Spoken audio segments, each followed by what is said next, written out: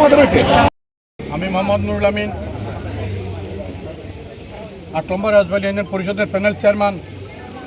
আমি নোয়াখালী সদর উপজেলার মাসিক মিটিংয়ে সবসময় আমি ইউনু মহোদয় এবং সুদাম থানা মডেল থানার ওসি সাহেবের সাথে আমি সবসময় এই মদক নিয়ে আমি সবসময় কথা তুলি।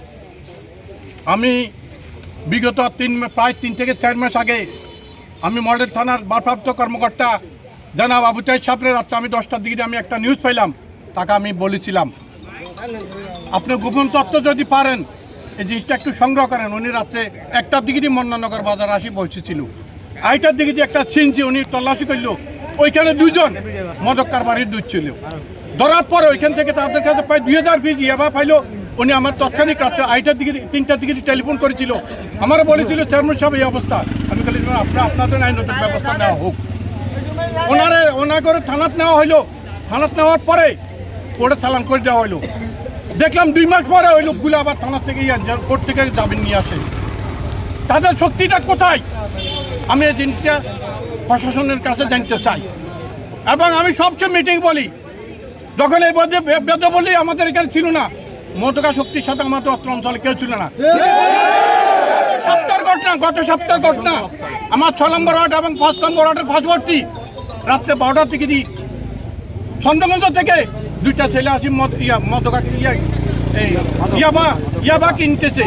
আমার স্থানীয় লোকজন তাদের সহযোগিতা তাদেরকে দড়ি সালাম দেওয়া হয়েছিল, কিন্তু আমার প্রশ্ন হইল সালাম দেওয়ার পরে তারা আবার কিভাবে বাইরে চলে আসে।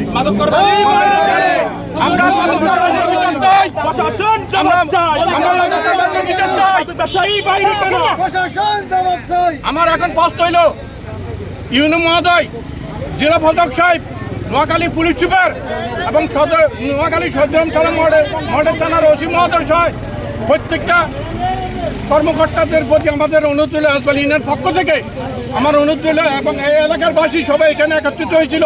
আমরা কোনো দলের না, আমরা মদক বিরোধী আন্দোলন করতেছি। আমরা এখানে কোনো দলে বিভিন্ন দলের লোকজন এখানে আছে, সবাইকে আমি ধন্যবাদ জানাই রাজবাড়ী ইউনিয়নের পক্ষ থেকে। আমরা অতিষ্ঠই গেলাম। আপনারা কি চাচ্ছেন? আমরা এখন এটার বিচার চাই, বিচার চাই। অব্যাহত থাকবে যতদিন পর্যন্ত মাদক কারবারিরা সচেতন না হবে, মাদক কারবারি এই মাদকের যে আখড়াটা তৈরি হয়েছে এটা বন্ধ না হবে ইনশাল্লাহ। আমাদের যে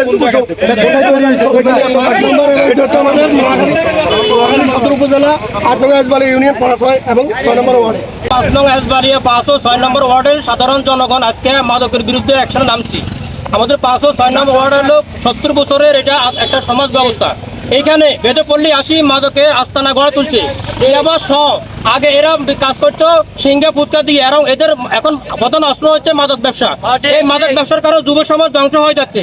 আমি আমার মাননীয় প্রধানমন্ত্রীর কাছে এবং স্বরাষ্ট্র মন্ত্রণালয়ের কাছে আবেদন করছি যে এদেরকে কলোনি করে দেওয়া হোক, যাতে করে আমরা এই আধুনিক সমাজ ব্যবস্থার জন্য আমরা এই সভ্য সমাজকে এই কলুষিত সমাজ থেকে মুক্তি হতে পারি।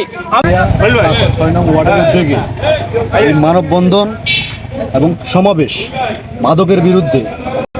তো আমরা এই এলাকায় বসবাস করি 70 বছর যাবত। এই এলাকায় 70 বছরের আমাদের সাধারণ মুসলিম জাতি, বেদারাও মুসলিম জাতি দাবি করে, তারা আমাদের পাশে এসে বসবাস আস্তে আস্তে করে অল্প কিছু লোকজন আসে, এরপরে দেখা যায় যে তারা অনর্গত শুধু আসতেছে। এমত অবস্থায় আমরা যারা সাধারণভাবে বসবাস করি, আমাদের এই ছেলেপেলেরা স্কুলে যাইতে ইফটিজিংয়ের শিকার হচ্ছে। পাশাপাশি আমরা দেখা যায় যে সাধারণত বিয়ে শাদী এগুলো বললে বা নিজের পরিচয় দিতে লজ্জা পাই। তো আমার আকুল আবেদন প্রধানমন্ত্রী তারেক রহমানের কাছে, প্রশাসনের কাছে, যে এইটার বিরুদ্ধে বারবার আমরা মানববন্ধন, বারবার এভাবে সমাবেশ প্রতিবাদ করা আমাদের পক্ষে সম্ভব নয়, আমরা সাধারণ মানুষ। সুতরাং এদেরকে রোহিঙ্গাদের মতো একটা কলোনিতে বেষ্টনী করে দেওয়া হোক, অথবা এখন এখানে যেটা আছে এরা গতকালকে রাত 2টা বাজে গান বাজনা বাজাচ্ছে। একটা সুস্থ মানুষ কিভাবে রাতে 2টা বাজে গান বাজনা বাজায়? ওদেরও তো সর্দার আছে, ওদের ওই সর্দার ওদের নিয়ন্ত্রণ করে, ওদের নেতা। তাহলে ওদের নেতা শত শত আছে, এই শত শত নেতা থাকার সত্ত্বেও রাতে 2টা বাজে কিভাবে গান বাজনা করে আশেপাশে মানুষকে ঘুমের ডিস্টার্ব করে, হয়রানির শিকার হচ্ছে। এর